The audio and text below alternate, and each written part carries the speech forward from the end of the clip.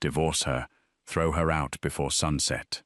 Alexander Ashcroft's command thundered through the Grand Council chamber, freezing every Mafia Don in stunned silence. Only moments earlier, his wife, Abigail Foster, the quiet, plump woman everyone dismissed as unworthy of standing beside the most feared Mafia boss in America, had stepped forward and struck him across the face. Armed capos instinctively raised their rifles. Isabella Monroe smiled with quiet satisfaction, certain the unwanted wife had finally destroyed herself. Abigail never begged for mercy. She calmly slipped off her wedding ring, laid it beside Alexander's hand, and accepted every insult without revealing the reason behind her unforgivable act. 40 minutes later, the lead vehicles of Alexander's convoy vanished beneath a deafening explosion. As flames swallowed twisted steel, a dying bodyguard seized Alexander's sleeve and whispered, "She didn't betray you, boss. She saved you from the man standing at your side." The Ashcroft mansion stood like a fortress above the city, its stone walls guarding an empire built on fear, loyalty, and unimaginable wealth. Every servant, every guard, every executive understood one rule better than any written law. Alexander Ashcroft's word was absolute. Yet there was one person inside those walls who seemed untouched by power. Abigail Foster never demanded respect, never raised her voice, and never reminded anyone that she carried the title of Mrs. Ashcroft. Most people barely acknowledged her existence. To the household staff, she was simply the plump wife. To the senior capos, she was the embarrassing consequence of an arranged marriage forged between two powerful families years earlier. They often whispered that Alexander deserved someone elegant, glamorous, and ruthless, a queen worthy of the Mafia throne, not a gentlewoman who preferred visiting the servants' quarters to attending lavish banquets. Abigail heard every insult. She answered none of them. Instead, every morning before sunrise, she quietly walked through the medical wing, reserved for injured syndicate guards. While the private physicians checked reports and prescribed medication, Abigail sat beside wounded men who had spent years risking their lives for Alexander's empire. She remembered every name, every wife, every child, every birthday. One young guard named Ethan struggled to hide his embarrassment when she entered carrying homemade soup. "You don't have to do this, Mrs. Ashcroft." She smiled gently. "I know. You've already sent money to my family. I know. My daughter, she's starting school next month because of you." Abigail adjusted the blanket covering his injured shoulder. "Then promise me something. What is it? When you're healthy again, come home safely." Ethan lowered his eyes. No one had ever spoken to him like that. Not as a soldier, not as an employee, but as someone's father. Across the mansion, expensive crystal chandeliers glittered above endless luxury. Billion-dollar negotiations unfolded inside marble conference rooms, while helicopters landed on private rooftops, carrying politicians and international investors eager to meet Alexander Ashcroft. Yet Abigail spent most afternoons inside the accounting office, quietly, without anyone noticing. The elderly accountant once watched in disbelief as she transferred enormous sums into dozens of anonymous education funds. "Mrs. Ashcroft," she looked up. "Yes? You've paid tuition for 43 children this year." She simply nodded. "They lost their fathers protecting this family. But no one knows you're the donor. They don't need to." The old accountant smiled sadly. "You deserve more appreciation." Abigail folded another document. Kindness loses its meaning if it's performed for applause. Outside the office, two female employees exchanged mocking glances. There she goes again, trying to act like some saint. If she really wanted Alexander's attention, she'd lose weight instead of playing charity. They laughed. Abigail heard every word. She continued walking without slowing down. That evening, the mansion prepared for another grand reception. Luxury cars filled the courtyard, while influential businessmen, mafia leaders, and foreign dignitaries arrived one after another. Alexander entered the ballroom, surrounded by armed bodyguards. His tailored black suit fit him perfectly. His calm expression alone silenced conversations. Power seemed to follow him like a shadow. When Abigail approached to greet him, he offered nothing more than a polite nod before turning his attention toward his advisors. There was no cruelty in the gesture, only distance, a distance that had existed since the day they married. Their union had never been born from love.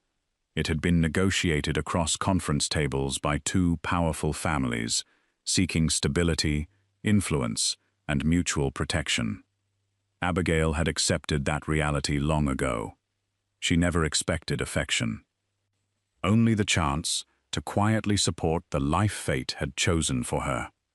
Later that night, unable to sleep, Abigail wandered through one of the mansion's rarely used administrative corridors while searching for records requested earlier by the Foundation office. As she turned a corner, unfamiliar voices echoed from behind a partially opened archive room door. She stopped instinctively.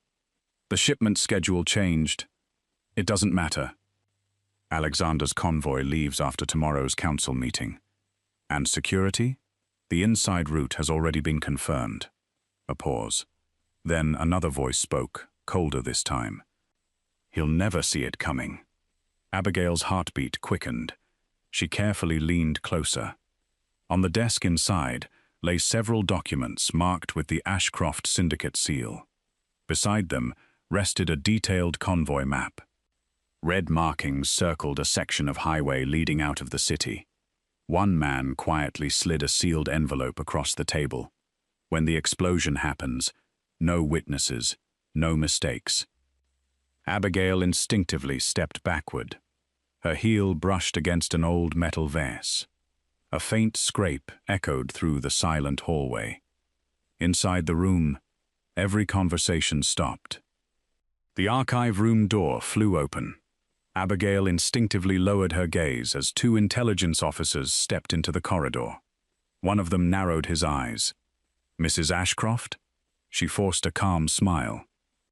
"I was looking for last year's Foundation expense reports." The taller officer glanced toward the shelves behind her before giving a dismissive nod. "This wing isn't open to family members after midnight. I apologize." She bowed slightly and walked away without looking back.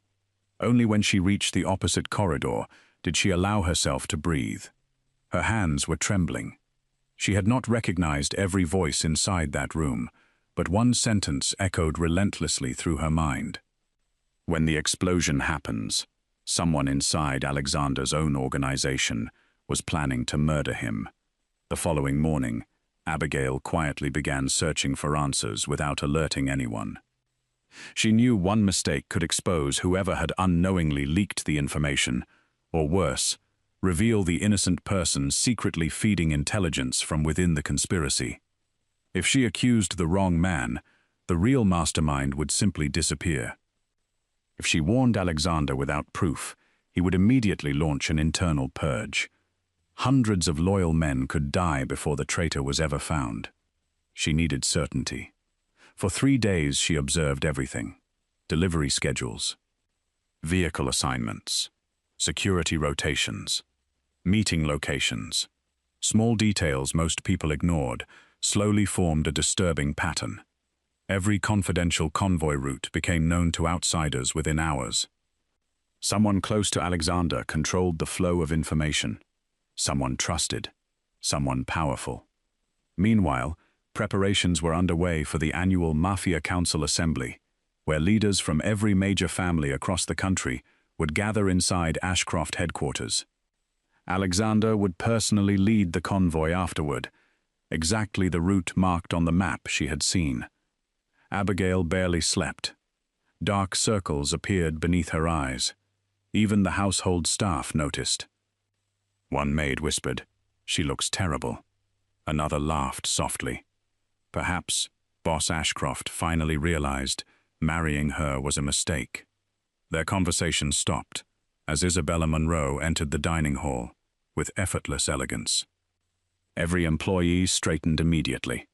Unlike Abigail's quiet presence, Isabella commanded attention the moment she appeared. She greeted senior executives by name, joked comfortably with capos. Even Alexander allowed brief conversations with her concerning business affairs. From a distance, many believed she looked like the woman who should have been standing beside the Mafia Boss. Isabella noticed Abigail eating alone. She approached with a sympathetic smile that never reached her eyes. "You haven't been sleeping." Abigail politely nodded. "A little tired. You should take care of yourself." "I will." Isabella studied her for another moment. "You know," she leaned slightly closer, "sometimes loving someone also means knowing when to step aside." Abigail remained silent.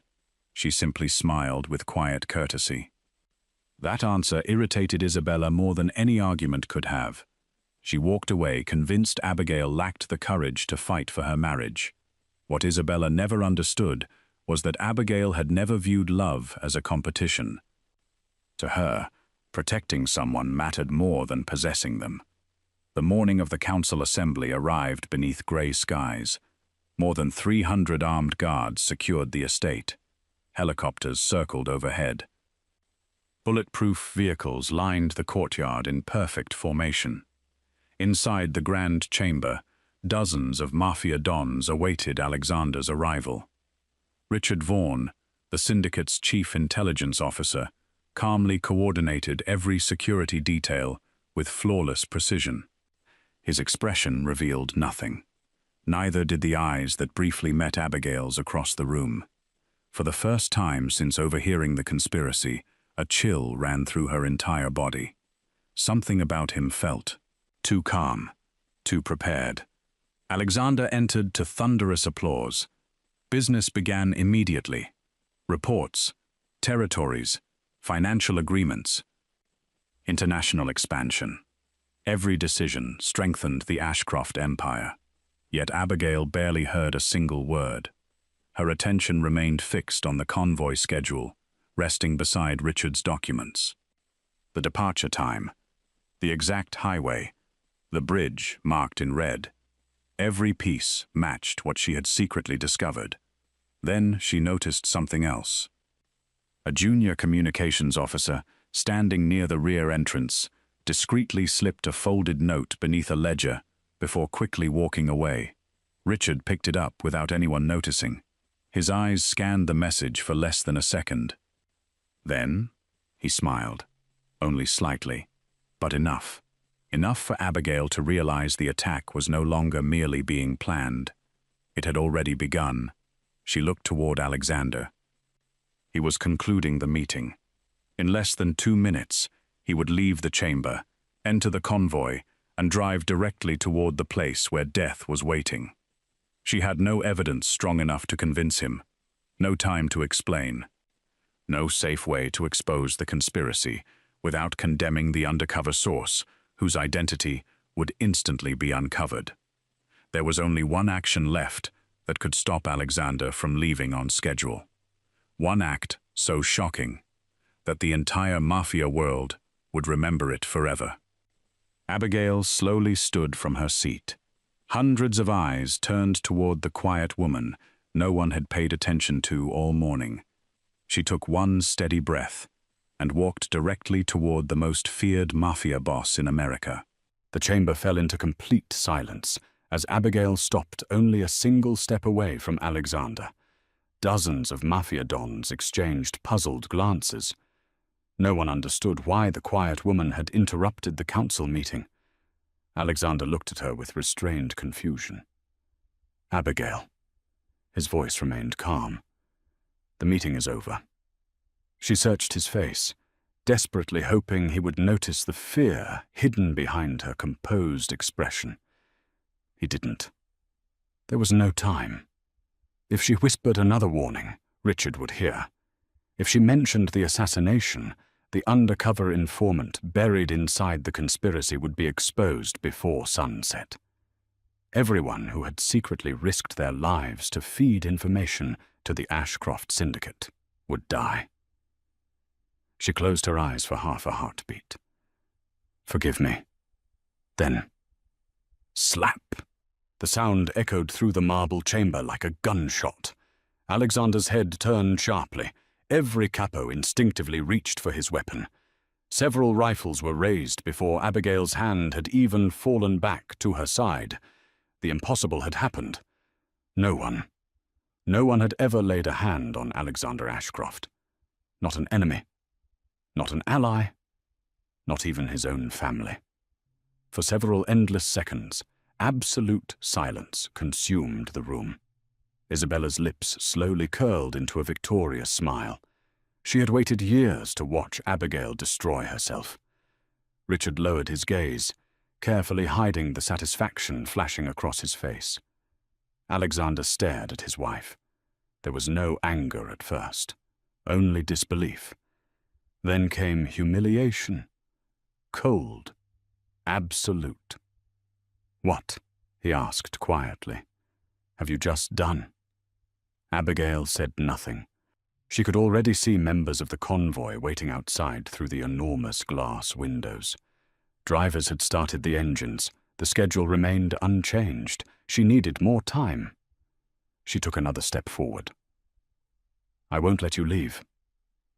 The words were soft, almost pleading. Alexander's expression hardened.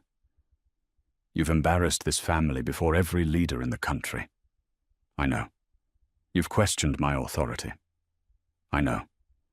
You owe me an explanation." She looked into his eyes. For one dangerous moment, she nearly told him everything. About the overheard conversation, about the marked highway, about the explosion, about the undercover source who would certainly be executed if she exposed what she knew too soon. But then she saw Richard watching, not watching Alexander, watching her. His expression remained calm. Too calm.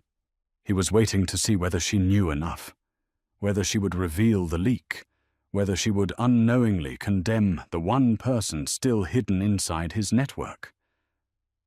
Abigail swallowed the truth. "I'm sorry." Those two words only deepened Alexander's fury. "You apologize," his voice echoed through the chamber. Without giving a reason, she lowered her head. "Yes." The room erupted with whispers. "She's insane. Has she lost her mind? Execute her." She struck the boss. Several veteran dons shook their heads. No punishment could restore Alexander's authority unless it was immediate. Alexander slowly removed the wedding ring from his finger. The gesture stunned everyone even more than the slap itself. "When we married," he said coldly, "I promised our families I would honor that agreement." He placed the ring upon the council table. "That promise ends today." Abigail's breathing faltered. Not because of the divorce. She had accepted long ago that his heart had never belonged to her. What hurt was knowing he now believed she had betrayed him. Still, she reached for her own ring, carefully slid it from her finger, and placed it beside his. No tears, no pleading, no argument, only quiet acceptance. "If that is your decision," she forced a faint smile, "I accept." Alexander looked away. From this moment forward, Abigail Foster has no place inside the Ashcroft family. The guards stepped aside, not as an act of kindness, but because she was no longer their mistress. She walked alone toward the massive entrance. Hundreds of eyes followed her. Some filled with contempt, others with pity, none with understanding. Outside, rain had begun to fall. She paused briefly at the top of the staircase. Across the courtyard, Alexander's armored convoy prepared to depart exactly on schedule. Her heart pounded. "Not yet. Please." One of the lead vehicles suddenly reported a mechanical warning. The convoy commander immediately ordered every vehicle to halt, while technicians inspected the problem. Only 4 minutes.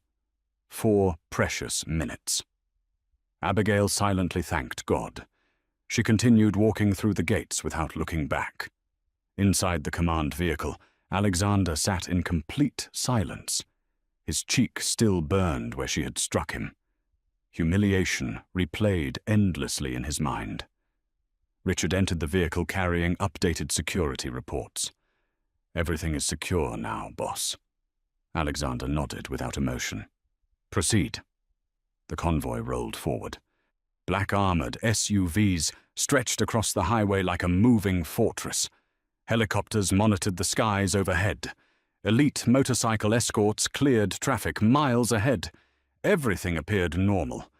Until the world exploded. A deafening blast erupted beneath the lead vehicle. Fire engulfed the front of the convoy. The first armored SUV was hurled into the air before crashing onto its side. A second explosion followed almost instantly. Shattered steel rained across the highway. Escort motorcycles spun violently into concrete barriers. Smoke swallowed the road. Gunfire erupted from hidden positions overlooking the bridge. Bodyguards scrambled to shield Alexander as burning wreckage blocked every escape route. Chaos consumed everything. Minutes later, when the attack had finally been repelled, Alexander stumbled from the damaged vehicle. His expensive suit was stained with ash and blood. Around him lay destroyed armored cars and wounded men calling desperately for medics. One veteran bodyguard, mortally wounded by shrapnel, weakly grabbed Alexander's sleeve. His breathing was shallow, his voice barely audible. "Boss," Alexander knelt beside him. "Save your strength." The old guard slowly shook his head. "No." He coughed blood. "Mrs. Ashcroft." His eyes filled with painful regret. "She knew." Alexander froze. "She stopped you." Another labored breath. "Because someone close." His fingers tightened desperately around Alexander's wrist. "Betrayed." The sentence never finished. His hand fell motionless. Alexander remained kneeling in silence as flames reflected in his stunned eyes. For the first time since the slap, he wondered whether the woman he had divorced less than an hour earlier had never betrayed him at all. The burning wreckage illuminated the night sky long after the last gunshot faded. Emergency teams rushed through the shattered convoy, pulling wounded guards from twisted steel, while helicopters circled overhead, searching for fleeing assassins. Alexander stood motionless in the middle of the ruined highway. His empire had survived countless wars, foreign cartels, government raids, rival syndicates. Yet this attack had come from within. Someone he trusted had carefully guided him toward certain death. And one woman had tried to stop him, not with evidence, not with accusations, but by sacrificing her own reputation. The realization struck harder than the explosion itself. "Find Abigail." His voice was quiet. No one moved. Alexander slowly turned toward his surviving commanders. "I said." His eyes burned with restrained fury. "Find my wife." Within minutes, every intelligence division inside the Ashcroft Syndicate received the same order. Private satellites were redirected. Traffic cameras were seized. Safe houses were searched. Border crossings were monitored. The entire empire shifted its focus from hunting assassins to finding the woman it had publicly condemned only hours earlier. No one questioned the order. No one dared. Miles away, Abigail sat alone inside a small chapel attached to an old community hospital supported by one of her anonymous charities. She had changed into a plain grey coat, without jewelry, without bodyguards, without the title of Mrs. Ashcroft. To everyone around her, she looked like an ordinary woman praying quietly beneath stained glass windows. Only when she was certain no one could hear did tears finally fall. Not because Alexander had divorced her. She had accepted that possibility the moment she raised her hand. She cried because she knew what would happen next. Alexander would investigate, Richard would panic, and innocent people caught between them would begin disappearing. A gentle voice interrupted her thoughts. "Mrs. Abigail." She looked up. A young nurse stood nervously beside her. "The little boy from room 7 has been asking for you." Abigail smiled through her tears. "I'll go."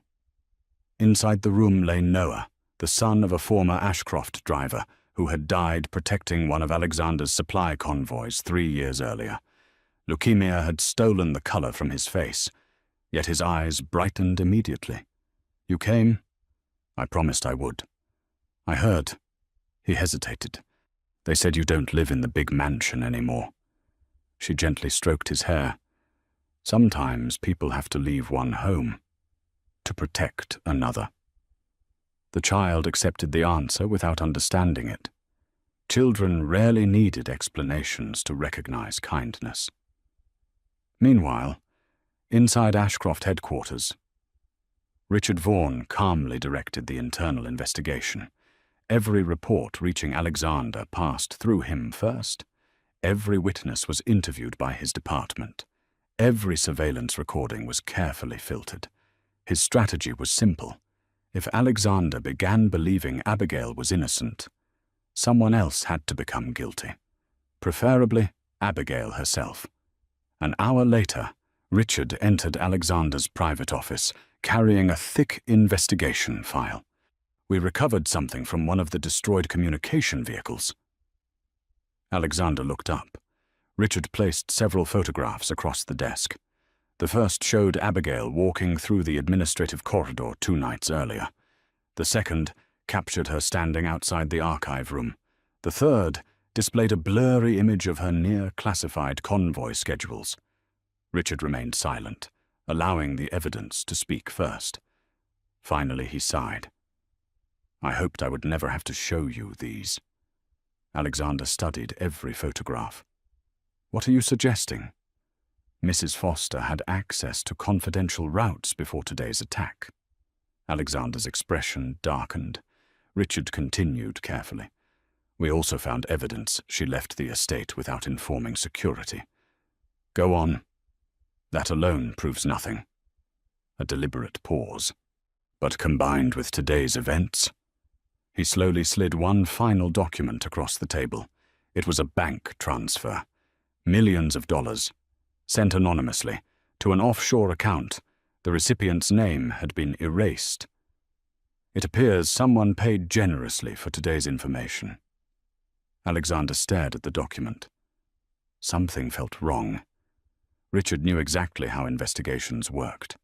Too much evidence arriving too quickly usually meant someone wanted investigators to stop asking questions. Who verified these reports? My department. Who collected the photographs? My department. The financial records? My department. Silence settled between them. For the first time in years, Alexander noticed an uncomfortable pattern. Everything pointing toward Abigail had passed through only one pair of hands, Richard's. Across the city, another secret unfolded. Inside an abandoned warehouse, converted into a temporary safe house, a frightened young man nervously waited beside a dim lantern. His name was Daniel Mercer. Officially, he had died 6 months earlier, during a cartel ambush. Unofficially, he remained the Ashcroft Syndicate's deepest undercover informant inside Richard Vaughan's network. Only 2 people knew he was still alive: Abigail and the elderly bodyguard who had died on the highway.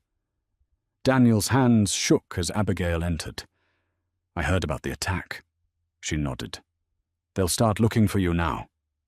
"They already are." "I should surrender." "No."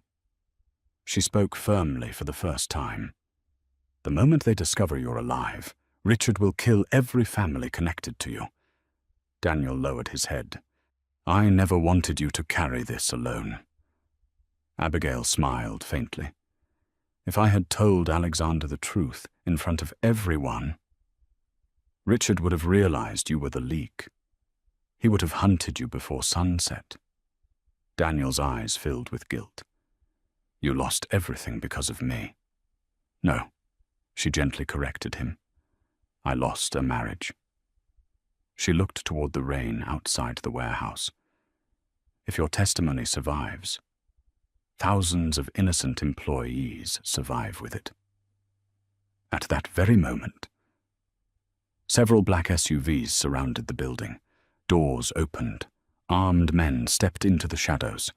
Their movements were disciplined, silent, professional. They were not rival syndicates.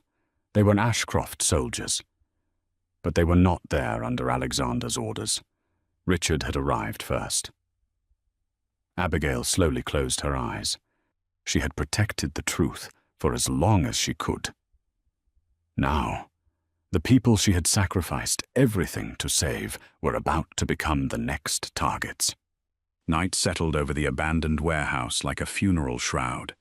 Rain hammered against the rusted roof, while Daniel Mercer instinctively reached for the pistol hidden beneath the wooden table. Abigail gently stopped him. No, they've found us. I know. We have to run. She slowly shook her head. If we run now, they'll chase us. If they chase us, the witnesses will never escape. Daniel looked toward the rear exit, where 6 frightened families, former accountants, junior logistics officers, and low-ranking employees who had secretly gathered evidence against Richard for months, waited in terrified silence. None of them were soldiers. They were clerks, drivers, receptionists, young analysts, people who had simply refused to help destroy the Ashcroft syndicate from within. Richard intended to erase every one of them.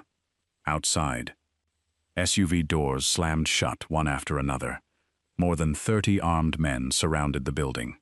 Richard Vaughn stepped from the lead vehicle, calmly adjusting his gloves as though arriving for an ordinary business meeting. He spoke into his radio. No unnecessary casualties. His lips curved into a faint smile. Except Abigail Foster. Inside, Abigail looked at every frightened face. Some of them had once laughed at her appearance.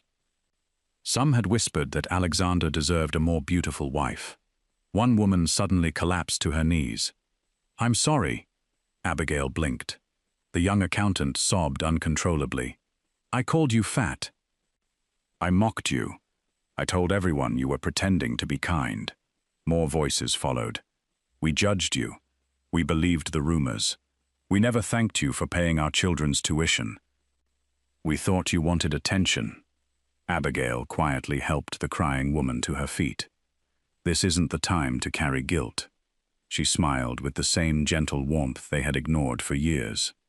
"Tonight, we only carry hope." The room fell silent. For the first time, they truly understood who she had always been. The first explosion shattered the warehouse entrance. Concrete dust filled the air. Gunfire erupted immediately afterward. Richard's men stormed inside from 3 directions. Daniel returned fire, while several former guards rushed the civilians toward a hidden service tunnel beneath the warehouse floor. Abigail remained behind. One wounded security officer stumbled after being struck in the shoulder. She pulled him behind overturned machinery before bullets tore through the wall where he had been standing. "You should leave me." "No, they're coming. I know. You'll die." She tore fabric from her coat and wrapped his wound. "Then we'll keep moving." Across the warehouse, children screamed. Smoke spread rapidly. Abigail spotted a teenage girl trapped beneath collapsed shelving. Without hesitation, she sprinted across open ground. Bullets struck metal only inches away. Daniel shouted desperately. "Mrs. Foster." She ignored him. Bracing herself against twisted steel, she pushed with every ounce of strength she possessed. The shelves shifted. Barely enough. The frightened girl crawled free. Before Abigail could stand, a bullet ripped through her side. She staggered, looked down. Blood slowly spread across her coat. Yet she smiled. "Run." The girl burst into tears. "I won't leave you. You must." The surviving witnesses disappeared into the escape tunnel as Daniel forced the final security door shut behind them. Richard watched from outside, through a shattered window. "So," he murmured, "you really were willing to die for strangers." Hundreds of miles away, Alexander's emergency command center exploded into activity. One intelligence officer rushed through the doors. "Boss." Alexander immediately stood. "What happened?" "We intercepted an encrypted transmission." "Location?" The officer pointed to a digital map. "Old Riverside warehouse." Another analyst interrupted. "The signal came from Richard Vaughan's private tactical frequency." Silence. Then Alexander understood. Richard had never been searching for Abigail. He had been hunting her. Alexander's expression became terrifyingly calm. "Cancel the summit in Geneva." Every executive froze. "The international families are already waiting." "I don't care. The treaties," I said. His voice cut through the room like a blade. "Cancel everything." One stunned advisor whispered, "Boss, if you leave now, the entire international alliance could collapse." Alexander picked up his pistol, then let it collapse. He looked every commander directly in the eyes. "An empire can be rebuilt. My wife cannot." Within seconds, helicopters thundered into the night. Armored divisions abandoned checkpoints. Elite strike teams changed course. Across 3 continents, commanders received identical orders. Operation Iron Crown was suspended. Operation Abigail began. For the first time in Ashcroft Syndicate history, every available resource was mobilized to save one woman. Back inside the warehouse, Richard slowly walked through the smoke toward Abigail. She struggled to remain standing, despite the blood soaking her clothes. He looked almost disappointed. "You know, I always underestimated you." She said nothing. "You could have ruled this empire." "I never wanted power." "I know." He smiled coldly. "That's why you were dangerous." Behind Abigail, the final group of witnesses disappeared through the underground tunnel. Richard noticed too late.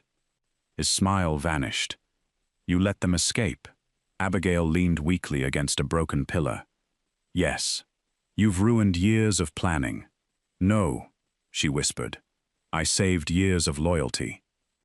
Richard raised his pistol. "This ends here." Before he could pull the trigger, the warehouse walls shook violently. Rotor blades roared overhead. Searchlights pierced the smoke. Then came a voice, so furious, it seemed capable of stopping hearts. "Richard!" Alexander Ashcroft. He had come himself. The Mafia Boss, who had abandoned an international empire for the woman he had once publicly cast aside. Richard fired first. The bullet tore through the darkness. Alexander shoved one of his men aside and returned fire almost instantly. The warehouse erupted into chaos as elite Ashcroft strike teams crashed through shattered windows, ropes dropping from hovering helicopters, while heavily armed operators flooded every entrance. "Protect, Mrs. Ashcroft." The command echoed above the gunfire. For years, those same words had never been spoken. Tonight, every soldier answered them, without hesitation. Richard's mercenaries fought desperately, but they had prepared for an execution, not a full-scale war against the Ashcroft Syndicate's elite. Within minutes, the battle shifted. Smoke swallowed the warehouse. Explosions shook its crumbling foundations. Concrete rained from the ceiling. Alexander ignored every warning shouted behind him. "Boss, it's unstable." He never slowed. His eyes searched through fire and dust until they found only one person: Abigail. She was kneeling beside a wounded young accountant, pressing both hands against the man's bleeding chest. Even after being shot herself, she was still trying to save someone else. Alexander felt something inside him break. He had spent years believing strength meant domination, power, control. Yet the strongest person in the building was the woman everyone had mocked. Another burst of gunfire forced him behind a concrete pillar. Richard retreated deeper into the warehouse with several remaining gunmen. "You still don't understand," Richard shouted. "I built this empire while you sat on your throne." Alexander answered with icy calm. "No, you poisoned it." Several minutes later, Richard reached the control room overlooking the warehouse floor. He activated the emergency demolition system. Warning sirens screamed. Red lights flashed. A computerized voice repeated, "Structural failure imminent. Evacuate immediately." Every remaining mercenary sprinted toward the exits. Richard laughed. "If I can't have this empire, neither can you." He pressed the final detonator. Steel support beams exploded one after another. The entire building groaned. Alexander looked upward. The roof was collapsing. "Everyone out!" Soldiers rushed civilians toward the exits. Abigail suddenly froze. "No!" Alexander followed her gaze. A little girl, the daughter of one of the rescued employees. She had fallen beneath a collapsed steel beam only 20 yards away. Without hesitation, Abigail ran back inside. "Abigail!" Alexander's voice echoed helplessly. She ignored him. The child cried desperately, "I can't move." Abigail dropped beside her, using every remaining ounce of strength to lift the twisted beam. Pain shot through her wounded side. Blood dripped onto the broken concrete. The beam barely lifted. It wasn't enough. Then another pair of hands appeared beside hers. Alexander. Neither of them spoke. Together, they pushed. The steel shifted. Just enough. The little girl crawled free and stumbled into the arms of waiting soldiers. Relief washed across Abigail's face. Then the ceiling collapsed. Alexander threw himself over her. Massive chunks of concrete crashed around them. Dust swallowed everything. Outside, every soldier stared in horror. "Boss." Silence. 1 second. 2. 3. Then a hand emerged from the debris. Alexander, covered in blood and dust. He refused every offered hand. Instead, he dug through the rubble with his bare hands. "Abigail!" Again and again, ignoring shattered fingernails, ignoring bleeding palms, ignoring collapsing debris. Finally, he found her, unconscious, barely breathing. He lifted her into his arms as though she weighed nothing. For the first time anyone could remember, Alexander Ashcroft cried openly, "I'm here." His voice trembled. "I'm here now." She slowly opened her eyes. "You came. I should have come much sooner." A faint smile appeared. "I knew you would." Those simple words shattered what remained of Alexander's pride. Richard attempted to flee through an underground maintenance tunnel. He never made it. Veteran capos blocked every exit. The same men who had once admired him now pointed their weapons without hesitation. Richard laughed bitterly. "So this is loyalty." One elderly capo answered quietly. "No, this is justice." Richard Vaughan was arrested alive. Within hours, every hidden document, every secret account, every assassination order, and every betrayal was uncovered. Isabella Munro's involvement was exposed as well. She had knowingly helped Richard manipulate Alexander's trust, believing she would stand beside the Mafia Boss once Abigail disappeared. Instead, she left the Ashcroft estate in handcuffs. Not one person defended her. Several weeks later, representatives from every Mafia family gathered once again inside the Grand Council chamber. This time, no one spoke above a whisper. Alexander entered alone. He wore no ceremonial jacket, no symbols of authority, only a plain black suit. Then, Abigail entered beside him. The scar beneath her shoulder remained hidden beneath a simple white dress. She walked slowly. Not as a queen, not as a conqueror, simply as herself. Alexander stopped before the assembled leaders. For a long moment, the most feared mafia boss in America said nothing. Then, he bowed, a full, respectful bow, to his own wife. Gasps echoed throughout the chamber. Veteran dons stared in disbelief. No Ashcroft leader had ever bowed before anyone. Alexander's voice carried through the silent hall. The strongest person in this empire, he turned toward Abigail, is not the one holding power. It is the one willing to lose everything to protect others. He faced every mafia family. I divorced the only person who never betrayed me. I doubted the one woman who stood between me and death. I mistook sacrifice for betrayal. Then he looked directly into Abigail's eyes. I'm sorry. Not as a mafia boss, not as a ruler, but as a husband. Tears quietly filled Abigail's eyes. She stepped forward, gently took his trembling hand, and smiled. I forgave you. The moment I chose to protect you. Months later, the Foster Hope Foundation opened its doors, providing scholarships, medical care, housing assistance, and financial support to the families of every employee serving the Ashcroft Syndicate. Abigail became its chairwoman. At the grand opening, a journalist asked, "Boss Ashcroft, people still remember the day your wife slapped you in front of the entire mafia world. Do you regret what happened?" Alexander smiled softly. He intertwined his fingers with Abigail's. No. The room became silent. I regret everything that happened after I failed to understand why she did it. Behind them, inside a bulletproof glass display, rested a simple wedding ring. Its inscription read, "She accepted hatred to save the man who believed she had betrayed him." One by one, veteran mafia dons rose to their feet. Business leaders followed. Former rivals applauded. Even Alexander's oldest capos bowed respectfully toward Abigail. Alexander looked at her through tear-filled eyes. That slap saved my life.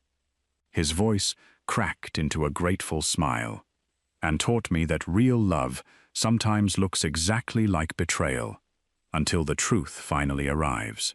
Standing beside the man whose empire stretched across continents, Abigail never sought power, applause, or revenge.